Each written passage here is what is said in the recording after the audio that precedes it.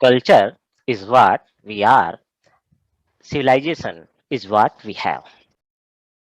संस्कृति वह है जो हम हैं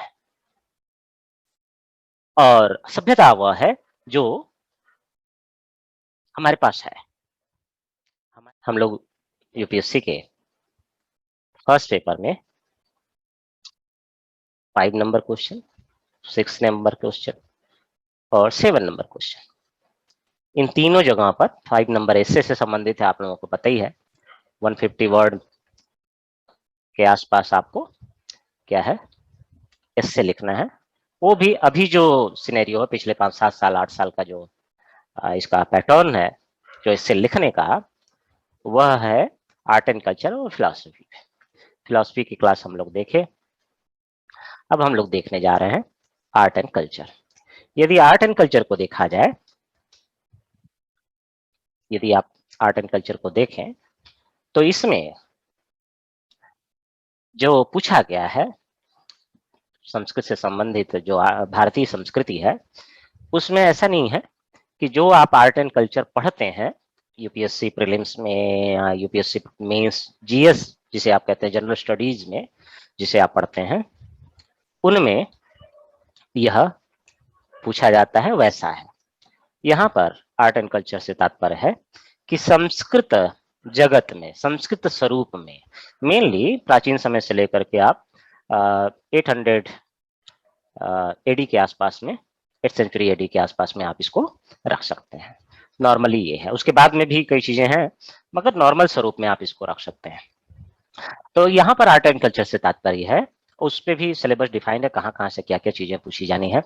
तो भारतीय कंप्लीट नहीं, केवल और केवल संस्कृत परंपरा में जो आर्ट एंड कल्चर का स्वरूप रहा है। जैसे यदि आप सिलेबस को देखें तो सिलेबस फर्स्ट है आर्ट एंड कल्चर का पहला स्वरूप, जिसमें हम पुरुषार्थ, संस्कार और वर्णाश्रम व्यवस्था को देखते हैं। इसी वर्णाश्रम व्यवस्था में पुरुषार्थ और संस्कार दिए गए हैं। तो यानी डिफाइन है ये सिलेबस कि पुरुषार्थ पूछे जाते हैं, संस्कार पूछे जाते हैं जो आप लोग जानते हैं 16 संस्कार, और वर्णाश्रम व्यवस्था क्या है आप हम लोग डिटेल में चर्चा करेंगे। ये तीन को मैं एक ही पॉइंट ऑफ व्यू से इसी एक चैप्टर के अंतर्गत रखने का प्रयास करता हूँ, इसलिए मैं 4 में उसको, इस पूरे अगर सिलेबस को देखा जाए ऐसे 5 पॉइंट है, और अपनी सुविधा के अनुसार जो हमारी रिक्वायरमेंट है, हमें जो पढ़ना है और जो उसमें जितना हमारा स्ट्रेस होगा उस इस पॉइंट के, वो पॉइंट हमें 4 पॉइंट में अलग अलग करने हैं। क्या है, तो पहले पॉइंट में या जो पहला चैप्टर हम लोग पढ़ेंगे उसमें वर्णाश्रम व्यवस्था है, उसी में संस्कार का भी स्वरूप होगा और पुरुषार्थ का भी। ये हम एक सेटअप में रखते हैं, एक स्वरूप में। तो जब हम पढ़ेंगे पहला चैप्टर तो उसमें वर्णाश्रम व्यवस्था भी आएगा, पुरुषार्थ भी आएगा और संस्कार भी आएगा। जो दूसरा चैप्टर होगा वह होगा आर्ट एंड फाइन आर्ट का।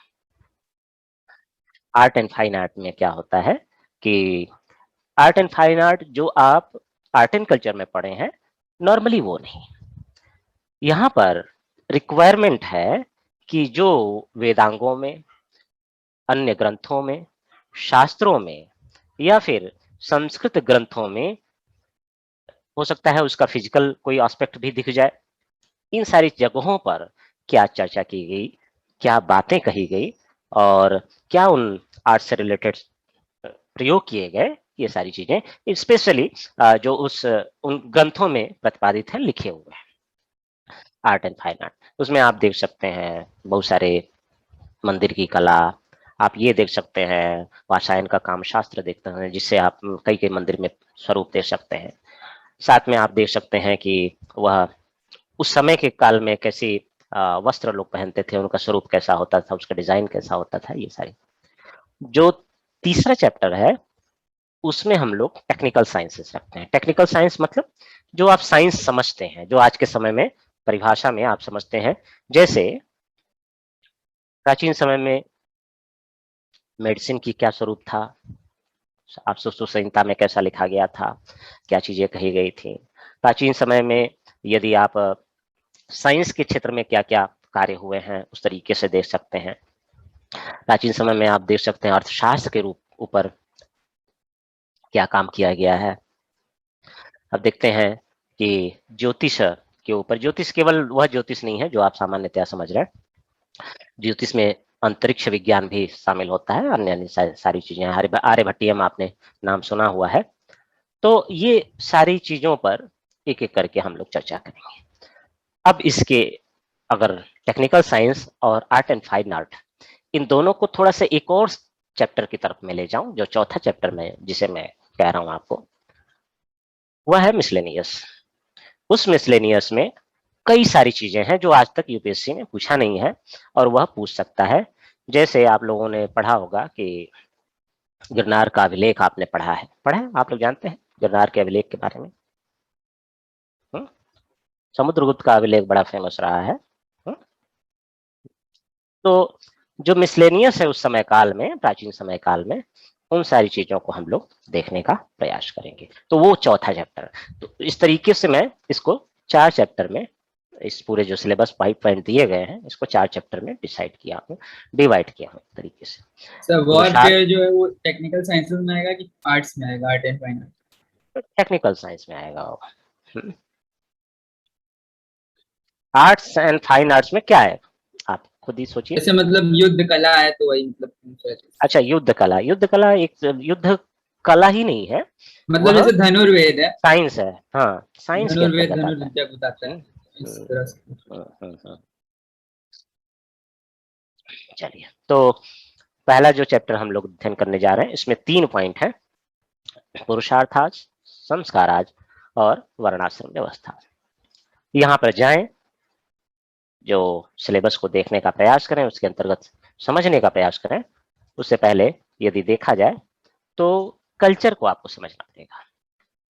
कल्चर कहते किसे हैं, संस्कृति होती क्या है, संस्कृति का मीनिंग क्या है। तो जो संस्कृति शब्द है, आप लोगों को पता है, जो संस्कृत राइटिंग कर चुके हैं, उसमें सम उपसर्ग है ना, और कृति है। कृति मतलब जो व्यवहार में लाया गया हो, उपयोग किया गया हो, यूज किया गया हो। इसी संस्कृति को कल्चर कहा जाता है इंग्लिश में।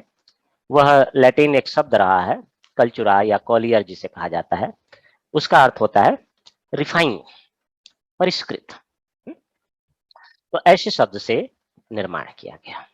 कल्चर एक सिस्टम है जो समय के अनुसार डेवलप होता है, और इस कल्चर पे किसी का कॉपीराइट नहीं होता है। कोई ये नहीं कह सकता कि ये कल्चर मैंने डेवलप किया है। वह भाषा या फिर कल्चर, दोनों चीजों की ऐसी एक विशेषता होती है कि कोई अपनी कॉपीराइट को नहीं कह सकता, न ही उस तरीके से उस पे देखे। अलग अलग लोग अलग अलग तरीके से, अलग अलग स्वरूप में कल्चर को डिफाइन किए हैं। मैंने भी आप लोगों को बताया है, समझाया भी है, कि पहले भी दर्शाया है कि कल्चर होता क्या है। तो एक जीसी पांडे महोदय हैं, उन्होंने कहा था कि जो संस्कृति है वह जीवन के प्रति एक दृष्टिकोण है, व्यू है। किसके प्रति? जो हमारी लाइफ है उसके प्रति एक व्यू है, देखने का एक व्यू है।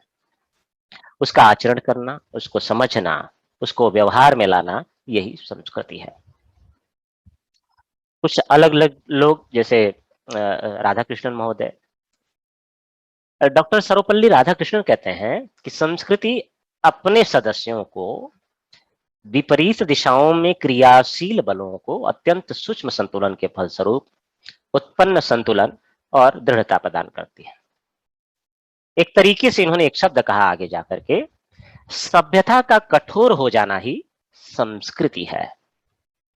कल्चर हार्डेनिंग जो हो जाती है सिविलाइजेशन की, तो hardening of civilisation is culture. उन्होंने ये बात कही थी सर्वपल्ली राधाकृष्णन। आप लोग जानते हैं सर्वपल्ली राधाकृष्णन को? जी सर। अलग अलग लोग अलग अलग तरीके से बात करते हैं, मगर कुल मिलाकर के बात वही है जो मैंने आप लोगों को पहले बताया हुआ है।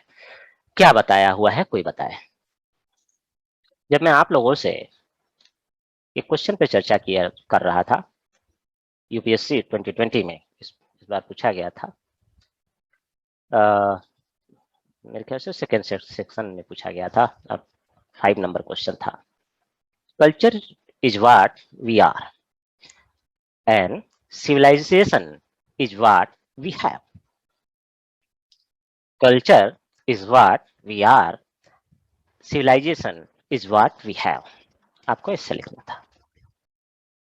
संस्कृति वह है जो हम हैं, और सभ्यता वह है जो हमारे पास है, हमारे पास है और हम हैं। ये दो बातें थी, उसी में कल्चर को मैंने डिफाइन किया था। कल्चर क्या है? कोई बताना चाहेगा? Culture is what we are, civilisation is what we have.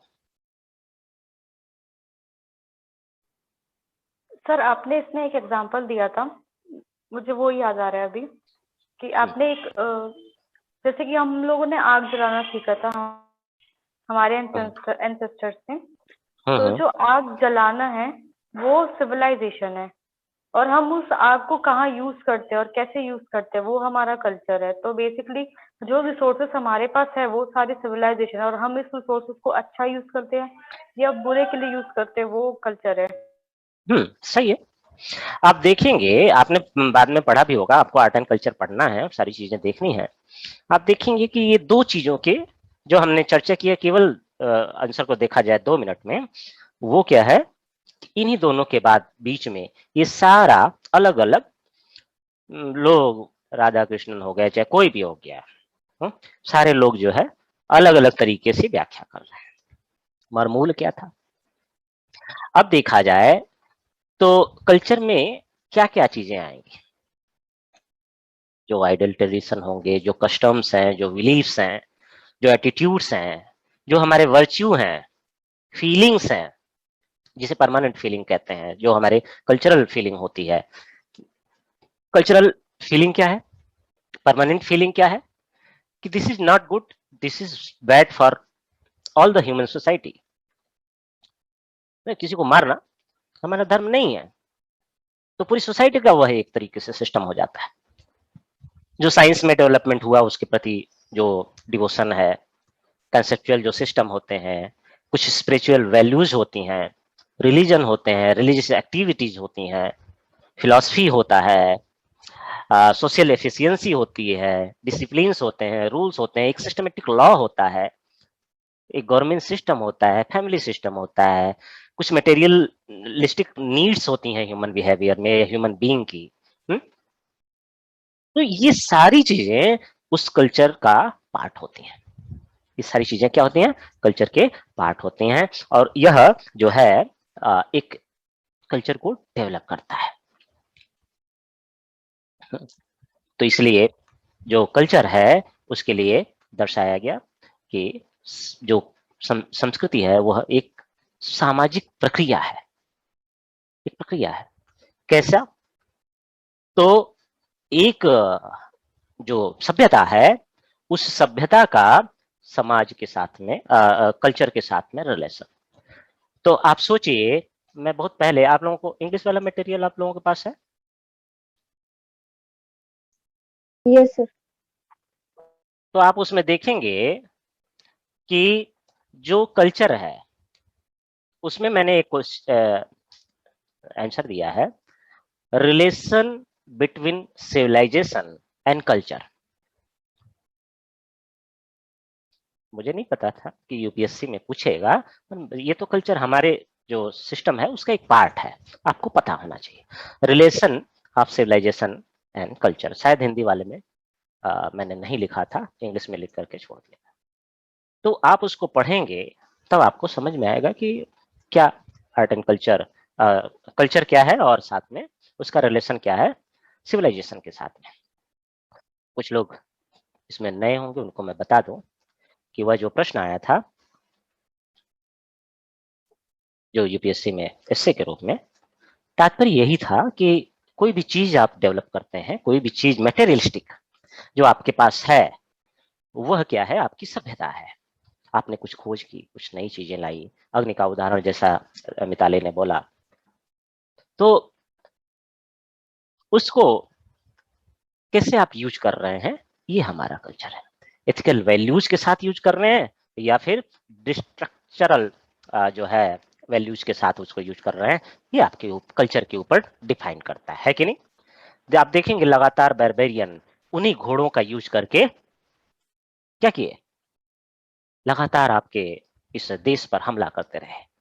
मगर कुछ उससे पहले कुछ लोग कहते हैं, मानना न मानना अलग बात है, कुछ लोग कहते हैं कि आर्यन इन्वेजन थियरी और दे हैड कम, वो सारे आए और मगर उन्होंने उसका यूज किया उन्हीं हॉर्सेस का अपनी खेती को, अपनी गायों की सुरक्षा में, उनको चराने में, या जो भी इस तरीके से उन्होंने यूज किया। तो ये होता है आपके पास सिविलाइजेशन मेटेरियलिस्टिक थिंग आई, उसको आपने कैसे यूज किया, है ना। आज के समय में यदि उसी घोड़े को देखा जाए तो ओलंपिक जीतने में यूज किया जाता है, पोलो खेलने में यूज होता है ना, है कि नहीं। तो आप कैसे, अब ये क्या हुआ, कल्चरल ही तो बना, नहीं तो अगर कल्चरल होता तो ओलंपिक की जगह पे कैसे एक दूसरे को मारा जाए वैसा ओलंपिक होता, है कि नहीं। तो वो पूरे विश्व का कल्चर इस तरीके से ओलंपिक के माध्यम से खेल की तरफ उन्हीं चीजों का यूज करते हुए, उसी जेवलिन का यूज करते हुए खेल की तरफ आ गया। जेवलिन का अर्थ ये नहीं हो गया कि निशाना लगा करके किसी को मारो, जेवलिन का अर्थ ये हो गया कि कैसे आप उसका यूज करके अपनी शारीरिक जो क्षमता है उसका आप प्रदर्शन कर रहे हैं, न कि किसी को मार करके आप प्रदर्शन कर रहे हैं। यही तो कल्चर है, यही तो पिछले 100 साल के अगर देखा जाए तो वर्ल्ड सिनेरियो पे मेजर छोटे स्तर पे 10-15% अभी भी बहुत खतरनाक तरीके की समस्याएं हैं, जो कि उनका अपना कल्चर है और नॉर्मली ऐसा चल रहा है कि नहीं।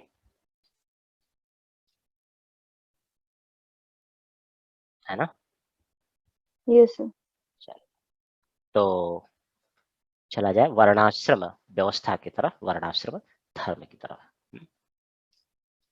तो सबसे पहले वर्णाश्रम धर्म, वर्ण के विभाजन को हम लोग देखते हैं, वर्ण व्यवस्था जिसे आप कहते हैं, वर्णाश्रम धर्म है, उसको हम लोग देखने का। गीता में कहा गया 4थे अध्याय में, चातुर्वर्ण्यम मया सृष्टम गुण कर्म विभागशः, चातुर्वर्ण्यम मया सृष्टम गुण कर्म विभागशः, मैंने 4 वर्णों की स्थापना की। किस आधार पर, गुण और कर्म के रूप में। पुरुष सूक्त में 10वें मंडल में ऋग्वेद में कहा गया, चर्चा करता हूं। कहते हैं ब्राह्मणोस्य मुखमासीत् बाहुराजम्याकृतः उक्तवस्य यास्य पवसुभ्याम शूद्रो अजायत पादाभ्याम, तस्य चास्य पादाभ्याम शूद्रो अजायत। थोड़ा सा जो वर्ड है यहाँ पे मिसिंग है, कुछ फंट की समस्या आई होगी, ऐसा कह के। तो गीता में कहा गया कि मैंने इस जगत में 4 वर्णों को स्थान दिया, 4 वर्णों को स्थान दिया। कैसा कैसा स्थान दिया कि गुण और कर्म के आधार पर। आप इस जगत में देखेंगे तो ये 4 वर्ण हैं, 4 लोगों को कार्य करने की पद्धति है। कैसी, एक जो ज्ञान की तरफ चले, एक जो युद्ध की तरफ, जो बलशाली हो, जेवलिन थ्रो करता हो या अन्य चीजें करता हो। एक बार मैं देख रहा था कि अभी नीरज चोपड़ा हुए हैं, आप लोग जानते ही हैं, फेमस है। तो उनसे कहा गया कि यदि आप जेवलिन थ्रो नहीं करते तो क्या करते। बोलते करते क्या जी, ऐसे ही गाय भैंस चराते, गाय के पीछे लगे रहते। तो क्या है कि कई लोगों का अपने मन मस्तिष्क या इस तरीके का होता है कि वो उस फील्ड में ज्यादा बेहतर कर सकते हैं, उनको भले ही किसी भी बैकग्राउंड से रहे, वो उस तरीके से फील्ड में कर जाते हैं। तो गुण और कर्म के आधार पर मैंने तीसरे नंबर पे आप देखेंगे बिजनेस में। कोई जरूरी नहीं है कि बिजनेस में कोई पुराना ही हो, अंबानी जैसा नया भी आ सकता है। जो अंबानी के पिताजी, उनकी मैं बात कर रहा हूँ, अंबानी जैसा नया भी आकर के बिजनेस में बड़ा काम करके जा सकता है। वो जो बिजनेस में alibaba.com है, कोई खानदान नहीं था, कोई कुछ नहीं था, मगर विश्व के सबसे बड़े बिजनेसमैन हैं चाइना वाले, आप लोग जानते होंगे। यस तो सर। और जो चौथा है, चौथी कैटेगरी है, जो जिससे भगवान ने कहा कि अगर तुम्हें कुछ भी नहीं आ रहा ना, तो मेरी श्रद्धावशात मेरे ऊपर छोड़ दो, तुम अपना कर्म करो, मैं तुम्हें योगक्षेम का वहन कर लूंगा, मैं देख लूंगा तुम्हारा सब कुछ। तो भगवान जो है चतुर्थ स्वरूप बनाए, जो कि लोगों की सेवा करता है। मान लीजिए आप यहाँ से कहीं जाना चाहते हैं, और यदि ड्राइवर ना हो, यदि अन्य लोग ना हो जो कि सेवा आपके करते हैं, तो आप एक कदम भी आगे बढ़ना मुश्किल हो जाएगा। तो आजकल तो सेवा कर भी लगता है, सेवा कर मेरे ख्याल से समाप्त हो गया, जीएसटी में आ गया सारा ना, गुड्स एंड सर्विसेज, तो सर्विसेज में आ गया है, जीएसटी में सारा वो भी आ गया और सर्विसेज भी आ गया। तो हमारा सर्विसेज टैक्स तो देना पड़ता है, तो सर्विस जो देता है वो सारे सर्विस देने वाले उस गुण के हैं, उस कर्म के हैं, है ना। तो इस तरीके से गीता में कहा गया कि चार, इसका नाम दिया गया, इसको शारीरिक व्यवस्था में एक नाम दी गई। जो इसमें था पुरुषोक्त में नाम दिया गया कि ब्राह्मण सर वह पुरुष है, सूक्त क्या है? यह जो ऋग्वेद है, ऋग्वेद ऋग्वेद जानते हैं ना, यस सर। उसके अलग अलग चैप्टर है, उसके 10वां मंडल जो है कहा जाता है बाद में, पुराना नहीं है, जो पुराने हैं उसको कहा जाता है दो, मंडल 2 से चैप्टर 2 से 9 तक पुराना माना जाता है। कुछ लोग कहते हैं 2 से 7 है, अलग अलग मान्यताएं हैं, मगर फर्स्ट एंड 10 पुराना नहीं है, बाद में बहुत एड ऑन हुआ है, ये तय है। तो ठीक है। ये 10वें मंडल में पुरुष सूक्त का वर्णन है, तो वो नवीन परंपरा का माना जाता है। उस पुरुष सूक्त में कहा गया कि ब्राह्मण मतलब वो है, वर्ण विभाग की जब बात की गई, जो इस विराट स्वरूप, इस जो ब्रह्म स्वरूप है, ये जो आप इस जगत स्वरूप को कह लीजिए, दर्शन आप लोग जानते हैं, उसमें मुख का काम करता है। मुख यानी बोलना, मनन करना, चिंतन करना, और जो इस विराट पुरुष का, यह जो ब्रह्मांड स्वरूप विराट पुरुष है, उसमें बाहु से काम लेता है, बल का काम लेता है, कार्य का काम लेता है, उसको हम क्या कहते हैं, क्षत्रिय। और आप देखेंगे जो तोलने का काम यदि आप देखें तो लोग अपने ऐसे है ना, जंघा, ज्यादातर जंघा पे, तो वो क्या है, वैश्य का काम, उसमें कृषि, वाणिज्य, संपत्ति, इन सब का जो वितरण होता है उसको।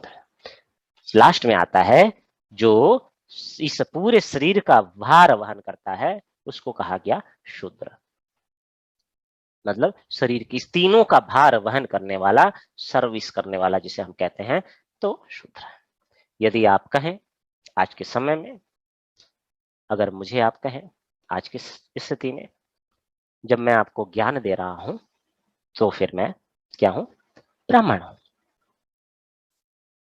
जब मैं देश के लिए लड़ूं, तब मैं हूं क्षत्रिय। और जब मैं कोई बिजनेस करूं, तब मैं हूं वैश्य।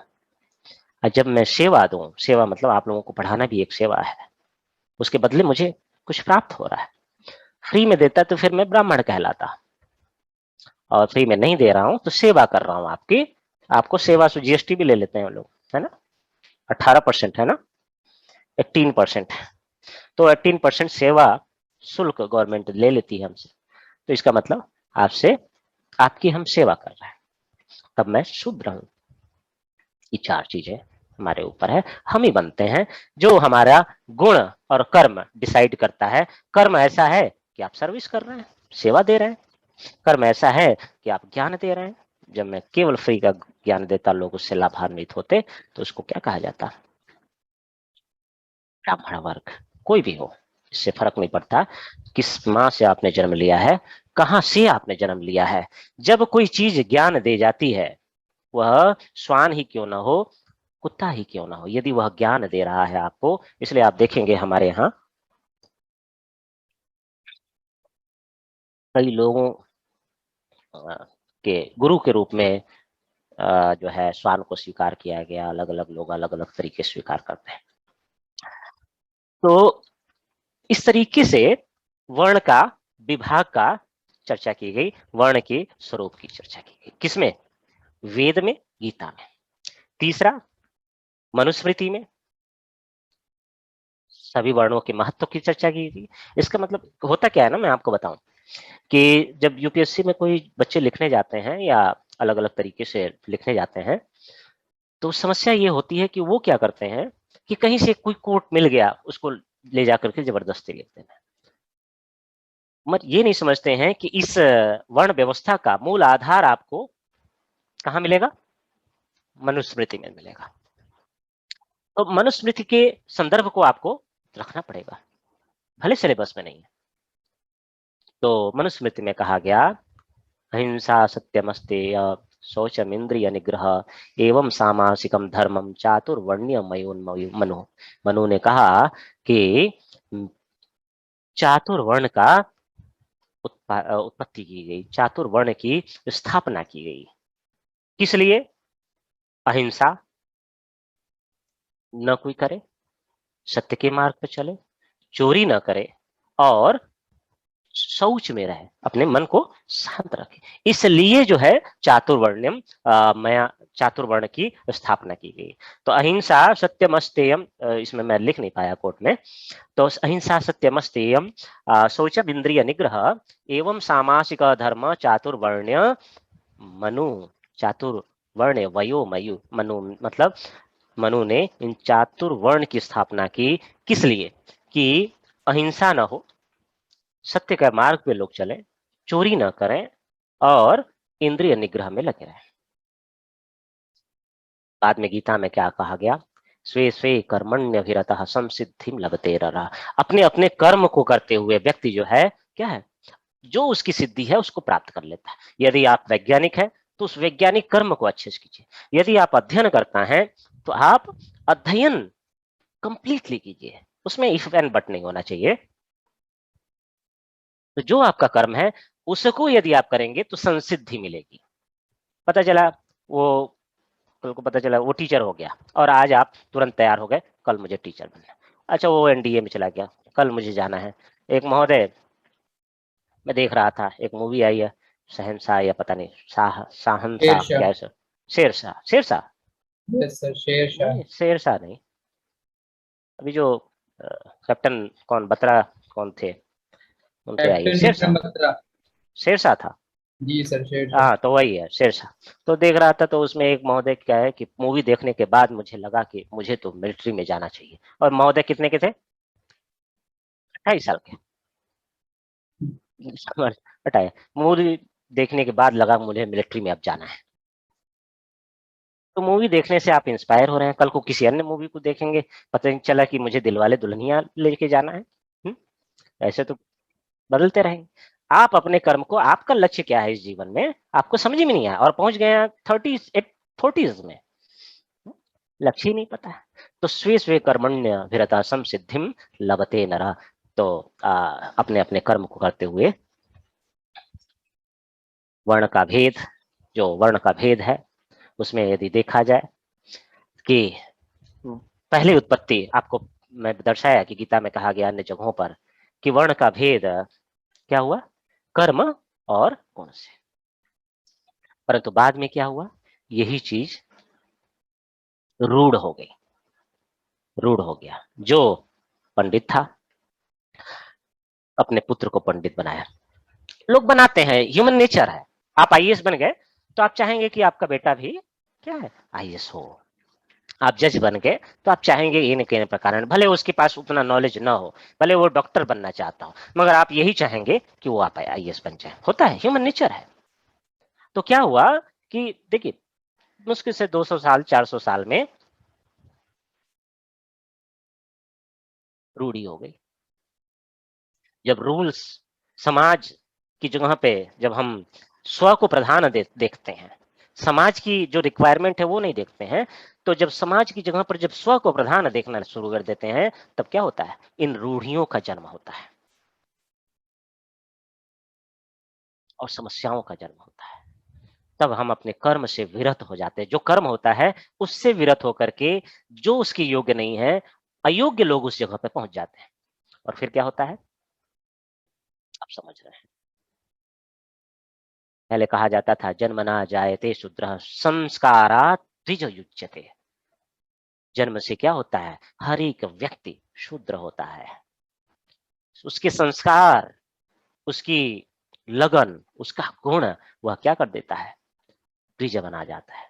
जैसे आप देखिए, एक व्यक्ति थे, अंगुलीमाल, आपने सुना होगा अंगुलीमाल। अंगुलीमाल आपने सुना होगा।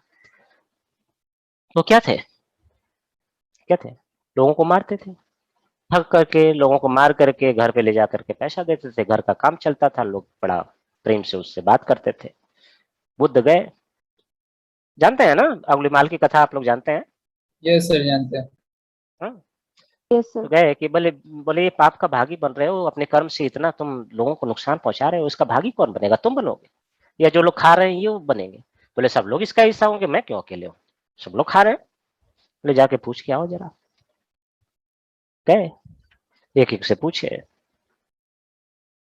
एक कहानी कहानी है, रियल भी हो सकता है, प्राचीन समय की इन त्रिपिटक और इन सब चीजों में लिखी हुई कहानी, रियल भी हो सकता है, मैं ये नहीं कह रहा हूँ, क्योंकि प्राचीन समय से है तो क्या होता है, चला आता है। तो वो आकर के पैर पकड़ लिए, फिर वो बौद्ध धर्म को अपना लिए। तो इस तरीके से कर्म का दर्शन। अब चलते हैं इधर, वर्ण भेद के अंतर्गत कहा गया कि जो संस्कार होता है, यानी जन्मना जायज शूद्रः संस्कारात् द्विजोच्यते, जन्म से शूद्र उत्पन्न होता है संस्कार से। तो ये संस्कार क्या होता है, ब्राह्मण का जो यज्ञोपवीत होता है, क्षत्रिय का यज्ञोपवीत होता है, वैश्य का यज्ञोपवीत होता है वह। अच्छा, ये तीन चीजें हैं कि ब्राह्मण का यज्ञोपवीत 8वें वर्ष में होता है, क्षत्रिय का 11वें वर्ष में, वैश्य का 12वें वर्ष में।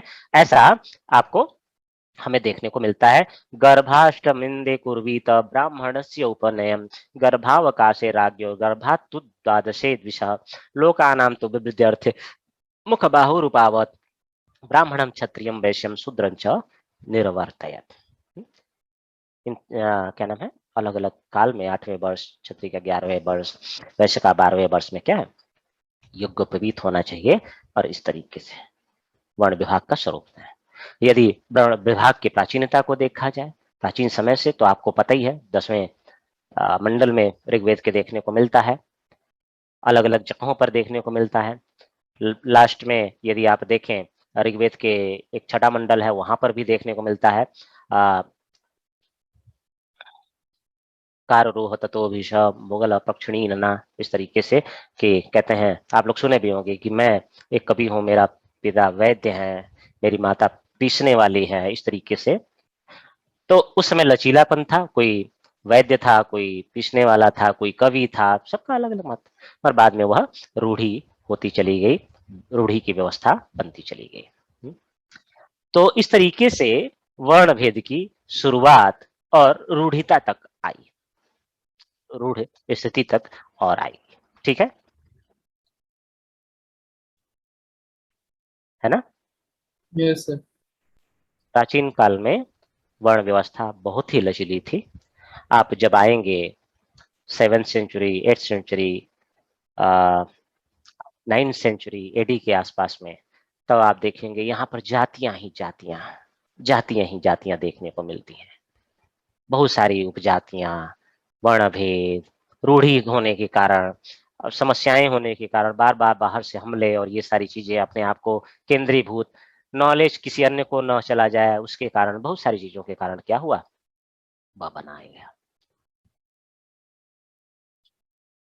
इस तरीके से इसका डेवलपमेंट हुआ और वह चलता चला आया, इस व्यवस्था चलती चली। यदि आप वर्ण व्यवस्था की उत्पत्ति देखें, वर्ण व्यवस्था के उत्पत्ति के स्वरूप को देखें, जो ओरिजिन रहा है उसके बारे में चर्चा किया जाए, तो कैसे इसकी उत्पत्ति हुई, इसके लिए 5 एक सिस्टम देखा जाता है।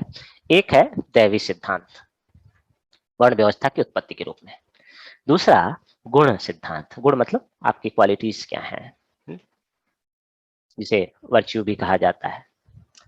तीसरा है कलर, रंग, वर्ण, वर्ण मतलब रंग। चौथा प्रिंसिपल ऑफ कर्म, ये जो कर्म का सिद्धांत है। और लास्ट है जन्म का सिद्धांत। देवी सिद्धांत के अंतर्गत ऋग्वेद में ही विराट पुरुष कहा गया, विराट पुरुष से ही इन चारों की उत्पत्ति हुई। हम लोग चर्चा किए, ब्राह्मणों से मुखमासित ब्राहु राजन्य कृता है, पदाभ्याम शूद्रो अजायता। तो विराट पुरुष एक है, ब्रह्म स्वरूप पुरुष है, उससे जो है मुख से ब्राह्मण निकले, बाहु से क्षत्रिय, पुरुष से वैश्य और पाद से शूद्र उत्पन्न हुए। तो विराट पुरुष को ही सृष्टिकर्ता माना गया वेदों में, जिसके हजारों आंख, हजारों पैर, भूत भविष्य सारी चीजें थी, उसी से इसका जन्म हुआ। मनुस्मृति में भी कहा गया कि ब्रह्मा ने अपने लोक कल्याण के लिए ब्राह्मण, क्षत्रिय, वैश्य, शूद्र इन सबको अलग अलग मुख, बाहु, जंघा और पैरों से उत्पन्न किया। ऐसे ही अलग अलग जगहों पर गीता में आपने देखा ही, विष्णु पुराण, मत्स्य पुराण, ब्राह्मण पुराण, वायु पुराण, इन सब जगहों पर यही इसी बात पर मूलभूत डरता है कि जाति यानी जो वर्ण सिस्टम है, इसकी उत्पत्ति आपको डिवाइन थियरी के अंतर्गत देखी गई, ब्रह्मा से निकली गई है। जो दूसरा रूल है, जो दूसरा सिस्टम है, वो कहता है गुणों के आधार पर। क्या है? सांख्य दर्शन आप लोग पढ़े हैं। सांख्य दर्शन में 3 गुणों की चर्चा की गई है आप लोग, सतगुण, रजगुण और तमोगुण। जो सतगुण है वह शांति और शुद्ध आचरण का प्रतीक है। इस जगत में जो शुद्ध आचरण करने वाले, शांत स्वरूप देखने वाले, ज्ञान स्वरूप देखने वाले, तपस स्वरूप जानने वाले, उनको उन्होंने सतगुण में रखा। रजोगुण जो कर्म करते हैं, क्रियाशील रहते हैं, राजसी प्रवृत्ति करते हैं, धन की प्राप्ति करते हैं, अर्जित करते हैं। और तीसरे अहंकारी, आलस्य वाले, इन्हीं को श्वेत, रक्त और कृष्ण कहा गया, कलर। इन तीनों से जो है इस जगत की ये 3 गुण की प्रधानता होती है, और इन्हीं से क्या है, जगत का निर्माण हुआ है ना? हम लोग पढ़े हैं सांख्य दर्शन में। जी बोलिए। सर। तो फिर क्या हुआ? ब्राह्मण वर्ग रजोगुण के कारण क्षत्रिय और वैश्य वर्ग, और तमोगुण के कारण उसको शूद्र की श्रेणी में यानी रखा गया। महाभारत में जब शांति पर्व में भृगु और भारद्वाज का संवाद आता है, तब भी उसी आधार पर उन्होंने चर्चा की है कि गुण और कर्म के आधार पर इस जगत का निर्माण। जो तीसरा है द प्रिंसिपल ऑफ कलर, वर्ण। तो जो वर्ण है, ये जो वर्ण व्यवस्था, एक्चुअली वेदों में इसको रंग के लिए यूज किया जाता था। जब वेद के शब्द को देखा जाता है तो उसमें श्याम वर्ण, श्वेत वर्ण। तो श्वेत जो होता था वह आर्यों के लिए यूज होता था, और जो श्याम होता था वो अनार्यों के लिए यूज होता था। जब समयानुसार एक डिवीजन किया, सामाजिक समूह को बनाने का प्रयास किया गया, तो आर्य और अनार्य को दर्शाने के लिए कलर को दर्शाया गया। इसी कलर से पीला, काला, श्वेत, लाल, इस तरीके की चीजें हुई। श्वेत रंग जो है सतोगुण का, लाल रंग रजोगुण का, पीला रंग सतोगुण, तमोगुण काला रंग। इस तरीके से जो जिनकी त्वचा जिस तरीके की थी, वो बाद में त्वचा का आधार बनाना, ये जो त्वगिंद्रिय है, ये जो त्वचा आपकी है व्हाइट है, तो इनको सतोगुण वाले में रखा जाए। कलर के आधार पर ये चेंजेस किए गए। तो ये कलर के आधार पर, त्वचा के आधार पर भी जब दी जाती है तो भी वर्ण और इसके सिद्धांत निकलता है। जो चौथा है वह कर्म। कर्म का मतलब होता है कर्म को वर्ण करना। जैसे मान लीजिए चुनना, जिसे कहते हैं वर्ण करना, चुनना। क्या चुनना? ये आप जन्म किसी से भी लिए हो, कहीं भी रहे हो, आपने चुना क्या, आपका मार्ग क्या है। तो यदि आपने ज्ञान मार्ग को चयन किया तब आप ब्राह्मण हैं। यदि आपने युद्ध का चयन किया तब आप क्षत्रिय हैं। इस तरीके से चयन के आधार पर जो आपने मानव जीवन पे वो हुआ, वह दर्शाया गया। ठीक है। फिर आता है लास्ट द बर्थ प्रिंसिपल, जन्म जिस कलर में लिए गए, जहां पर लिए, ब्राह्मण में लिए, बाद में यह डेवलपमेंट हुआ, तो उसके अंतर्गत जन्मजात उसके गुण व्यवहारिक बनते चले गए। जैसे आप देखेंगे जन्म के सिद्धांत को भी स्वीकार किया जाता है, द बर्थ प्रिंसिपल, जिसे प्रिंसिपल ऑफ बर्थ, गलत लिखा गया है, प्रिंसिपल ऑफ बर्थ जो कहा जाता है, उसमें क्या होता है कि आप देखेंगे कि कुछ कम्युनिटी होती हैं जो उस स्पेसिफिक कार्य को करने में पीढ़ी दर पीढ़ी बड़ी सिद्धहस्त हैं, हजारों साल से उनकी अपनी एक प्राचीन व्यवस्था चली आ रही है उसको स्पेसिफिक करने में। तो परंपरावशात भी आपकी कुछ क्वालिटी, आपके संस्कारों से जिनमें बदलाव होते रहते हैं, वो आते हैं, उसको भी स्वीकार किया जाता है, मगर समाज के कल्याण के लिए। तो चलिए आज के लिए इतना ही, आज के लिए इतना ही। धन्यवाद। कोई प्रश्न है, कुछ पूछना चाहते हैं, पूछ सकते हैं।